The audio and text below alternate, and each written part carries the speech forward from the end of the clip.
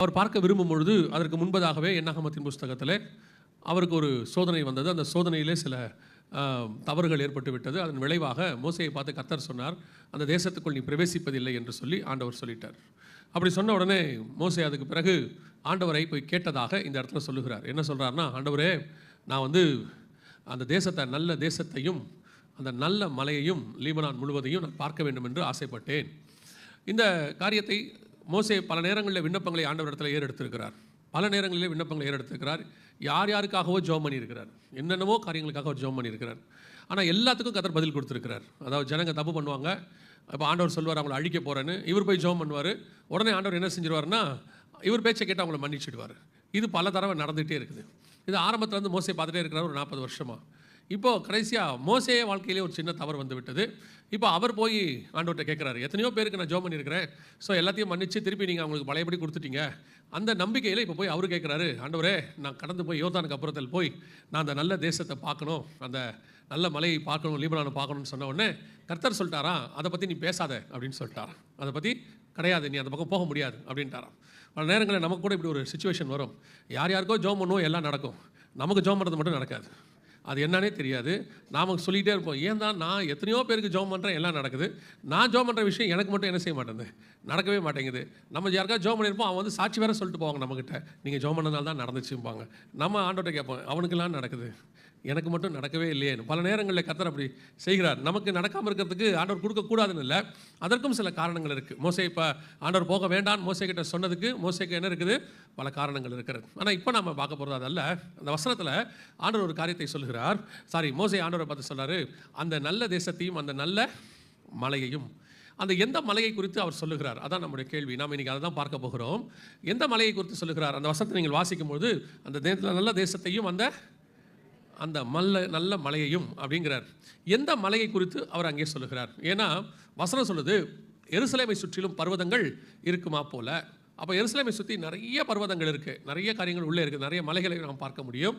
ஆனால் இவர் பர்டிகுலராக சிங்குலரில் ஒரு வார்த்தை சொல்கிறார், அந்த நல்ல மலையை நான் பார்க்க ஆசைப்பட்டேன் அப்படின்னு சொல்கிறார்.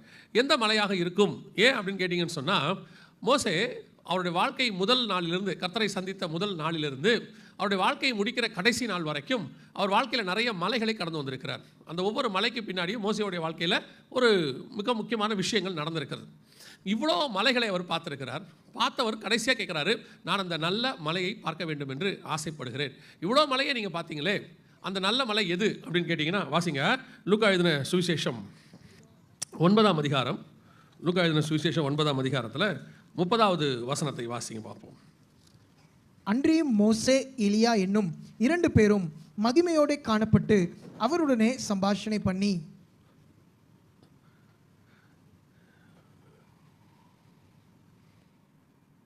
வாசிங்க 28 வாசிங்க.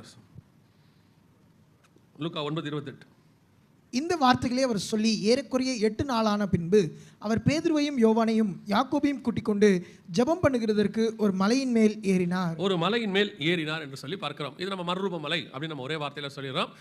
சில ஆராய்ச்சியாளர்கள் வந்து அது ஒலிவ மலை, அதை தான் மறுரூப மலைன்னு சொல்கிறாங்க அப்படின்னு சொல்கிறாங்க. ஆனால் இங்கே வந்து ஒரு மலையின் மேல் ஏறினார் அப்படின்னு தான் சொல்லப்பட்டிருக்கு. இந்த மலை தான் மோசே ஆசைப்பட்டதான ஒரு மலை. இதுதான் அவர் அங்கே சொல்கிறார் இல்லையா, உபாகமம் 3ஆம் அதிகாரத்தில் நான் அந்த நல்ல மலையையும் அப்படின்னு ஒரு மலையை பற்றி பேசுகிறார்ல. எதனால் நம்ம அதை அப்படி சொல்கிறோம், அதுதான் அவர் ஆசைப்பட்ட மலை அப்படின்னு எதனால் சொல்கிறோன்னா, அந்த 30வது வசனத்தில் வாசியும், அன்றியும் மோசே எலியா எனும் 2 பேர் மகிமையோடு காணப்பட்டு அவரோடு கூட சம்பாஷணை பண்ணி. அப்போ இயேசு கிறிஸ்துவை முகமுகமாக தரிசிக்கிற ஒரு மலை அங்கே இருக்கிறது. இயேசு கிறிஸ்துவை பற்றின வெளிப்பாடு மோசேக்கு அப்பவே உண்டு. உங்கள் மத்தியில் ஒரு தீர்க்கதரிசியை எழுப்புவார் என்று அவர் சொல்லியிருக்கிறார். பஸ்காட்டுக்குட்டி அடிக்கப்படுகிறதை குறித்து சொல்லுகிறார். இப்படி பல விஷயங்கள் இயேசு கிறிஸ்துவை பற்றின வெளிப்பாடு மோசேக்கு உண்டு. அப்படி இருக்கும் பொழுது அவர் இயேசுவோடு கூட தான் இருக்க போகிற, சந்திக்க போகிற, முகமுகமாய் தரிசிக்க போகிறதான ஒரு மலை இருக்கிறது. அது அந்த தேசத்தில் இருக்கிறது, யோர்தானுக்கு அப்புறத்தில் இருக்கிறது. அதை நான் பார்க்க வேண்டும் என்று அவர் ஆசைப்படுகிறார். எங்கே ஆசைப்படுறாரு? இங்கே இருக்கும் போதே ஆசைப்படுறார். நான் இப்போ போய் என்ன செய்யணும் ஆண்டவரே, அதை போய் பார்க்கணும்னு எனக்கு ஒரு ஆசை இருக்குதுப்பா, அந்த மலையை பார்க்க வேண்டும் அப்படின்னு சொல்கிறார். ஆனால் அந்த மலையை பார்க்க வேண்டும். இப்போ மோசே போயிட்டார். ஆனால் உபாகமத்தில் சொல்லும்போது ஆண்டவர் சொன்னார், அதெல்லாம் இல்லை, நீ அதை பற்றி என்கிட்ட பேசாத அப்படின்னு சொல்லிட்டார். ஆனால் இப்போ மோசே வந்து அந்த நல்ல மலையில் இயேசுவோடு கூட உட்காந்துட்டார். இந்த ஜேர்னி இருக்குது பாருங்களேன். அதாவது மோசே இயேசுவை வந்து மலையின் மேல் சந்திக்கிறதான அந்த ஜேர்னி, இதற்கு ஒரு மிக முக்கியமான ஒரு ட்ராவல் இருக்குது. உதாரணமாக இப்போ நீங்களும் நானுமே இப்போ காத்திருக்கிறோம், இந்த பூமியில் காத்திருக்கிறோம். ஆனால் உங்களுக்கு எனக்கும் ஒரு மிக முக்கியமான ஒரு எதிர்பார்ப்பு இருக்கிறது. அதில் நம்மளோட டெஸ்டினேஷன் ஒன்று இருக்குது. என்னன்னு கேட்டிங்கன்னா, உங்களுக்கு அது தெரியுமான்னு தெரியல, ஆனால் அதுதான் நம்ம டெஸ்டினேஷன். என்னென்னா, நாம் எல்லோருமே தேவனை போய் சீயோன் மலையிலே சந்திக்க போகிறோம். அல்லேலூயா. எத்தனை ஆசை இருக்கிறவங்க அல்லேலூயா சொல்லிடுங்க. இல்லாதவங்களுக்கு பிரச்சனை இல்லை. ஏன்னா பொதுவாக நம்ம அதுக்கு தான் காத்திருக்கிறோம். சபையில் எதுக்காக காத்திருக்கிறோம்? வருகை வரப்போது பரலோகத்துக்கு போக போகிறோம். பரலோகத்தில் எங்கே நிற்கிறோம் அப்படின்னு பார்த்தா, அதுக்கு சில இடங்களை 3 இடங்கள் வேதம் சொல்லுது. ஒன்று, சிங்காசனத்திற்கு முன்பாக அப்படின்னு 7:9 இருக்குது. கண்ணாடி கடலுக்கு அருகாமையில் ஒரு கூட்டம் நிற்கிது. 15:2 வெளிப்படுத்தின விசேஷத்தில். 14ஆம் அதிகாரத்தில் பார்க்கும்பொழுது அவர்கள் சீயோன் மலையிலே கூடியிருந்தார்கள். இப்படி ஒவ்வொரு இடத்துலையும் ஒவ்வொரு குரூப் நிற்கிறாங்க பரலோகத்தில். அங்கே பாரபட்சம் இல்லை. ஆனால் அவர்களுக்கு ஒவ்வொருத்தருக்கும் ஒரு டாஸ்க் இருக்கிற மாதிரி, ஒவ்வொருத்தருக்கும் ஒரு ஸ்டேட்டஸ் இருக்கிற மாதிரி பவுல் சொல்கிறார் இல்லையா, நட்சத்திரங்கள் எல்லாம் பார்க்கறதுக்கு ஒரே மாதிரி இருந்தாலும் ஒவ்வொன்றும் மகிமையில் வேறுபட்டு இருக்கிறது. அது மாதிரி பார்த்தீங்கன்னா பரலோகத்தில் ஒரு குரூப் சிங்காசனத்துக்கு முன்பாக, ஆட்டுக்குட்டியானவருக்கு முன்பாகவும் சிங்காசனத்துக்கு முன்பாகவும் நிற்க கண்டேன். ஒரு குரூப்பு கண்ணாடி கடல் அருகே, அக்கினி கலந்த கண்ணாடி கடல் அருகே நிற்க கண்டேன். ஒரு குரூப்பு சீயோன் மலையிலே நிற்க கண்டேன். இப்போ நம்முடைய டாஸ்க் என்ன? நாம் போய் அந்த மலையிலே தேவனை சந்திக்க வேண்டும்.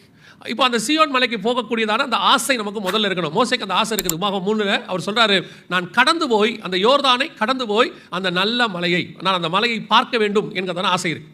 இன்னைக்கு அந்த ஒரு ஆசை தான் உங்களை என்னையும் பரலோகத்துக்கு கூட்டிட்டு போகும். நம்முடைய ஆசை எல்லாமே இந்த பூமி எல்லாம், இந்த பூமிக்குள்ள இருக்கிறத மட்டும் இருக்கு, அதை தாண்டி இருக்கிறதுலே இல்லை. ஆனால் பைபிளில் உள்ளவங்க ஆசை எல்லாமே பூமிக்குரியதாகவே இருக்காது, அதை தாண்டி தான் இருக்கும். அவங்க பைபிளுக்குள்ள இருக்கிற அத்தனை பேரையும் பாருங்க. நீங்கள் நான் சொல்றது பழைய ஏற்பாட்டு பரிசுத்தவான்களையும் சேர்த்து. நிறைய பேர் சொல்லுவாங்க அப்படிலாம் இல்லை, பழைய ஏற்பாட்டில் ஆபிரகாம் பையனுக்கு ஆசைப்பட்டாரு, லேண்டுக்கு ஆசைப்பட்டாரு, அப்புறம் வந்துட்டு தேசத்துக்கு ஆசைப்பட்டாரு எல்லாம் சொல்லுவாங்க. ஆனால் ஆபிரகாம் கடைசியாக எதை ஆசைப்பட்டார் என்று சொல்லி எபிரேயர் 11 நம்ம வாசிக்கிறோம். 9, 10, 11 ஆபிரகாம் ஈசாக்கு யாக்கோபு என்பவர்களோடு கூட கூடாரங்களில் குடியிருந்தான். ஏனெனில் தேவன் தாமே கட்டி உண்டாக்கின அஸ்திபாரமுள்ள நகரங்களுக்கு அவன் காத்திருந்தான். தொடர்ந்து நீங்கள் வாசிக்கிட்டே வரும்போது அவன் அதை அல்ல, அதிலும் மேன்மையான பரமதேசத்தையே நாடினான் அப்படின்னு இருக்கு. ஸோ அவனுடைய எதிர்பார்ப்பு எல்லாமே, இப்போ சங்கீதக்காரர் சொல்றார், தேவரீரின் ஆத்துமாவை தாழ்ந்த பாதாளத்திற்கு தப்புவித்தீர். அவங்களுடைய காரியங்கள் எல்லாமே பரத்துக்குரியதாக இருக்கு. மோசே பார்வோன் குமாரத்தியின் மகன் எனப்படுவதை வெறுத்து இனி வரும் பலன் மேல் நோக்கமாகி தேவ ஜனங்களோட துன்பத்தை அனுபவிக்க தெரிந்து கொண்டான். இனி வரும் பலன் மேல் நோக்கமாகி. ஸோ அவங்களுடைய தாட் முழுக்க முழுக்க ஸ்பிரிச்சுவலாக ஹெவன்லிக்குரியதாகவே இருந்துச்சு. அதை தான் அவங்க எதிர்பார்த்துட்டே இருக்கிறாங்க. ஆனால் சபை இன்னைக்கு அந்த இடத்துல இருக்குதா? நம்முடைய தாட் முழுக்க கடந்து போய் அந்த நல்ல மலை சீயோன் மலையை சந்திக்கக்கூடிய இடத்துல நாம் இருக்கிறோமா? அங்கே நிற்கணும், அவரை பாடணும், துதிக்கணும். இந்த ஸ்பிரிச்சுவல், அதாவது இந்த பூமியை தாண்டி இருக்கிற ஒரு ஆசை அது இருக்கா? பவுல் சொல்றார், எனக்கு ஒன்று நியமிக்கப்பட்டிருக்கிறது, அதை நான் வாஞ்சையாய் தொடர்கிறேன். அவருடைய தாட் முழுக்க மேலே போயிடுச்சு. அவர் எல்லாமே பூமிக்கு அடுத்த உள்ள காரியங்களுக்கு போயிடுச்சு. ஆனால் நாம் இன்னும் இங்கே பூமிக்குரியதாக தான் நினச்சிட்டே இருக்கிறோம். முழுக்க முழுக்க நம்முடைய தாட் முழுக்க முழுக்க பூமிக்குரியதாகவே இருக்குது. ஆனால் சொல்றது என்னமோ ஆசையெல்லாம், பாடும்போது என்ன பாடுறீங்க? ஆசையெல்லாம் பொய். நம்ம மாதிரி ஒரு பொய்யா பாட்டு பாடுற ஆள் உலகத்தில் வேறு யாருமே கிடையாது இல்லையா? முழங்கால் படிக்கிட்டு முழுவதும் தருகிறேன்னு நின்றுக்கிட்டே பாடுவோம் பாருங்க, இல்லைன்னா உட்காந்துக்கிட்டு பாடுவோம். ஆனால் பாடுறது என்ன பாட்டு? முழங்கால் படிக்கிட்டு. ஆனால் நிற்கிறது இல்லை, உட்காந்துருக்கிறது. முழங்கால் படிக்க மாட்டோம், இப்போ முடியறதில்லை நம்மளால் பாவம். ஆனால் சொல்கிறதெல்லாம் ஆசையெல்லாம் நீதானையா, உலகம் எனக்கு பாத்திரமாக இருக்கவில்லை, சும்மா வாயிலோட சரி. அதான் ஆண்டவர் சொல்கிறார், அவர்களோ என்னை வாயினால் கனம் பண்ணுகிறார்கள், இருதயமோ இப்போ நீங்கள் இங்கே இருக்கிறவங்களே எடுத்துக்கொள்ளுங்க. எத்தனை பேரை கேட்டு பாருங்க, எத்தனை பேருக்கு பூமியை தாண்டி பரலோகத்துக்கு மேலே ஆசை இருக்குது? எல்லாம் கை தூக்கிடுவீங்க. ஓகே, அப்போ பூமிக்குரியதில் அதுவும் இருக்குது. அது எப்போ வரணும்? ஒரு 70க்கு அப்புறம் 80க்கு அப்புறம். அதுக்கப்புறம் அதான் அப்புறம் வேறு வழியே இல்லையே, போய் தானே ஆகணும். நம்ம எல்லாமே அப்படி ஆகிட்டோம். நம்முடைய தாட் முழுக்க முழுக்க இந்த பூமிக்குரியதை போட்டு நிரப்பியாச்சு. ஏதோ ஒரு டாஸ்க், ஏதோ ஒரு ஃபியூச்சர் பிளான், எல்லாம் ஏதாவது ஒன்றை நோக்கி நாம் ஓடிக்கொண்டே இருக்கிறோம். அதனுடைய விளைவு என்னவாயிருச்சு அப்படின்னு கேட்டால், நாம் பார்க்க வேண்டிய, சந்திக்க வேண்டிய அல்லது ஆசைப்பட வேண்டிய காரியங்களுக்கு ஆசைப்படவில்லை. அதான் நீங்கள் வேதத்தில் வாசிச்சு பாருங்க, நம்மள மாதிரியே தான் பாடுள்ள மனுஷன் எல்லாரையும் சொல்கிறாங்க. ஆபிரகாம் நம்மள மாதிரி தான் பையனுக்கு ஆசைப்பட்டார் 15ஆம் அதிகாரத்தில். அப்புறம் தேசத்துக்கு ஆசைப்பட்டார் 18ஆம் அதிகாரத்தில், 13ஆம் அதிகாரத்தில். இப்படி ஒவ்வொன்றா கிடச்சிருச்சு. கிடச்சா அவர் தான் சொல்கிறாரு, இல்லைப்பா இதெல்லாம் இல்லை, நான் ஆசைப்பட்டதெல்லாம் இல்லை, இதை தாண்டி வேற ஒன்று இருக்குது, தேவன் தாமே கட்டி உண்டாக்கின அஸ்திபாரம் உள்ள நகரம் இருக்குது, நான் அங்கே போகணும்னு ஆசை வருது. ஸோ நம்முடைய தாட் எப்போவுமே அதுக்குரியதாக இருக்கணும். இது ஒரு டெம்பரவரி. நான் நம்புறது, இந்த பூமி வந்து ஒரு எக்ஸாமினேஷன் சென்டர் மாதிரி. நம்மளுக்கு எக்ஸாமுக்கு ஆண்டவர் கூட்டிகிட்டு வந்திருக்கிறாரு. அந்த எக்ஸாம் நீங்கள் பார்த்தீங்கன்னா சிலருக்கு வந்து 4 எக்ஸாம் இருக்கும், சிலருக்கு 6 இருக்கும், சில சப்ஜெக்ட்ஸில் 10 இருக்கும். சிலருக்கு பார்த்தீங்கன்னு சொன்னால் ஒரு தடவை ஃபெயில் ஆனால் திருப்பி மொத்தமாக எழுத சொல்லுவாங்க. இந்த சிஏக்கெலாம் போயிட்டீங்கன்னு சொன்னால் ஒரு தடவை ஃபெயில் என்ன செய்வாங்க? மொத்தமாக எழுத சொல்லுவாங்க. அந்த மாதிரி நமக்கு இது ஒரு எக்ஸாமினேஷன் சென்டர் மாதிரி இந்த பூமி. நம்ம ஃபெயிலாக திருப்பி எழுதி எப்படியாவது பாஸ் பண்ணி அந்த இடத்துக்கு போகணுன்னு இருக்கு. நம்ம கடைசியில் என்ன வாக்கிட்டோம்னா எக்ஸாமினேஷன் சென்டரையே வீடாக்கிட்டோம். நாங்கள் அதை விட்டு வெளியே போக மாட்டோங்கிற தாட் வந்துருச்சு. இப்படி என்ன கேட்டுட்டு போனாலும் நீங்கள் போகும்போது நீங்கள் சொல்லத்தான் போகிறீங்க, ஆடி ஆஃபரில் போட்டிருக்காங்க, இதை வாங்கிட்டு போகலாமா தான் தாட் போகுது. இல்லைன்னா வரும்போதே பார்த்துட்டு தான் வந்திருப்பீங்க. நீங்கள் அந்த முடிவோடு தான் இருக்கீங்க.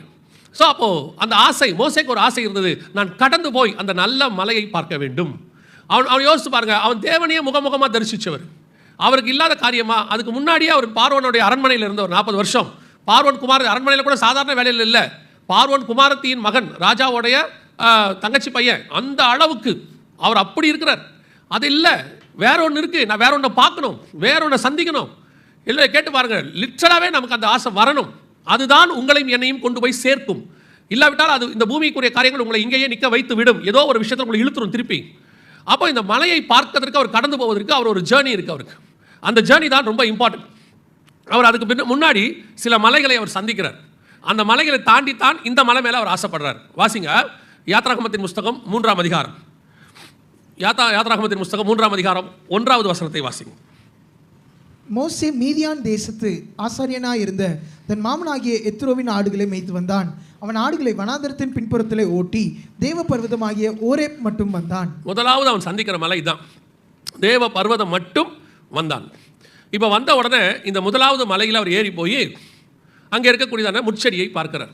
நம்ம எல்லாருக்கும் தெரியும், அது அவியாது இருந்தது. அது எல்லாத்துக்கும் நம்ம எல்லாருக்கும் தெரிஞ்ச ஒரு விஷயம், நாங்கள் பேசல. ஆனால் இந்த மலையிலே அவர் முதலாவது தேவனை சந்திப்பதற்கு என்ன காரணம், அங்கே என்ன கிடைச்சிச்சு அப்படின்னு பார்த்தீங்கன்னா 10வது வசனத்தை வாசிங்க பார்ப்போம். 3ஆம் அதிகாரம் 10வது வசனம். நீ இஸ்ரவேல் புத்திரராகிய என் ஜனத்தை எகிப்திலிருந்து அழைத்து வரும்படி உன்னை பார்வோனிடத்துக்கு அனுப்புவேன் வா என்றார். நீங்கள் முதலாவது யோர்தானை கடந்து போய் அந்த மர்ருவ மலையிலே கர்த்தரோடு கூட உட்கார வேண்டிய மோசே முதல்ல சந்திச்ச மலை எது அப்படின்னு கேட்டீங்கன்னு சொன்னா தேவ பர்வதமாகிய ஓரேப். அங்கே அவனுக்கு கொடுக்கப்பட்டது என்னன்னு கேட்டிங்கன்னா தேவனிடத்திலிருந்து ஒரு அழைப்பு. அவனுக்கு முதலாக ஒரு காலிங் கொடுக்கப்படுகிறது. இப்போ நீங்களும் நானும் கடந்து போய் சீயோன் மலையிலே தேவனோடு கூட இருக்க போகிறோம். அப்படி இருக்க போகிற உங்களுக்கும் எனக்கும் முதலாவது அந்த ஜேர்னியில் நம்ம ஃபஸ்ட்டு மீட் பண்ண வேண்டிய அல்லது ஏற வேண்டிய மலை எது அப்படின்னு கேட்டிங்கன்னா ஃபஸ்ட்டு நாம் அழைப்பு என்கிறதான, காலிங் என்கிறதான மலையில் போய் உட்காரணும், அவரை சந்திக்கணும். இந்த அழைப்பு, காலிங் அப்படிங்கிறத பற்றி நீங்கள் கொஞ்சம் புரிஞ்சிக்க வேண்டியது அவசியமாக இருக்குது. என்ன காலிங்னா என்ன? எல்லாருக்கும் காலிங் கிடையாது. அப்படி ஒரு தாட் இப்போ சொல்லியிருக்கிறாங்க. கொஞ்ச நாளாக அது ரொம்ப வருஷமாக சொல்லிட்டு தான் இருக்கிறாங்க. ஆனால் வசனத்தில் அப்படி இல்லை. எல்லாருக்கும் அழைப்பு. அதுக்கு ஒரு வசனமாக அவங்க சொல்லுவாங்க, ஆரோனை போல அழைக்கப்படாவிட்டால் இந்த கனமான ஊழியத்திற்கு ஒருவரும் தானாய் வருகிறதில்லை அப்படின்னு சொல்லுவாங்க அழைப்பை குறித்து சொல்லும் பொழுது. ஆனால் வசனம் என்ன சொல்லுதுங்கிறதா நமக்கு முக்கியம். வாசிங்க வெளிப்படுத்தின விசேஷம் 1ஆம் அதிகாரம். வெளிப்படுத்தின விசேஷம் 1ஆம் அதிகாரம் 6வது வசனத்தை வாசிங்க. நம்மிடத்தில் அன்பு கூர்ந்து தமது ரத்தத்தினாலே நம்முடைய பாவங்களற நம்மை கழுவி தம்முடைய பிதாவாகிய தேவனுக்கு முன்பாக நம்மை ராஜாக்களும் ஆசாரியரும் ஆக்கின அவருக்கு மகிமையும் வல்லமையும் என்றென்றைக்கும் உண்டாயிருப்பதாக. அப்போ உங்களுடைய அழைப்பு 2 பகுதியாக இருக்கிறது. நீங்க இப்போ ஆண்டவருக்குள்ள வந்திருக்கிறீங்க இல்லையா? இது எல்லாருக்கும் பொதுவாக எழுதப்பட்டது. அப்படி வந்த அத்தனை பேருக்கும் உங்களுடைய ஆவிக்குரிய வாழ்க்கை 2 பகுதியை உடையதாக இருக்கிறது. அதை ஒரு ஸ்பிரிச்சுவல் டேர்மில் சொன்னோம்னா மெல்கிசேதேக்கின் முறைமை அப்படின்னு சொல்லி எபிரேயர் 10 சொல்லுவாங்க. ஆரோனின் முறைமைங்கிறது நியாயப்பிரமாணம். புதிய ஏற்பாட்டு பிரமாணத்துக்கு பேர் மெல்கிசேதேக்கின் முறைமை. இந்த முறைமைக்கு என்ன அர்த்தம்னு கேட்டால் ஒவ்வொருத்தருக்கும் 2 காலிங் இருக்குது. அதாவது 2 காலிங் தனித்தனியாக இல்லை, 2 சேர்ந்து ஒன்றாக இருக்கிறது. அது என்ன அப்படின்னு கேட்டிங்கன்னா, ஒன்று ராஜாக்களாக, இன்னொன்று ஆசாரியராக. நீங்கள் ஃபாதர் பிரிக்வன்ஸ் பாட்டு கூட பாடுவீங்க இல்லையா? ராஜாக்களாக ஆசாரியராக எங்களை அழைத்து கொண்டீர் அப்படின்னு நம்ம பாட்டெல்லாம் இருக்குது, நீங்கள் பார்த்துருப்பீங்க. சரி, இந்த அழைப்பில் நீங்கள் எத்தனை பேர் ஆசாரிய அழைப்பை நிறைவேற்றி இருக்கிறீர்கள்? ராஜாக்கள் அழைப்பை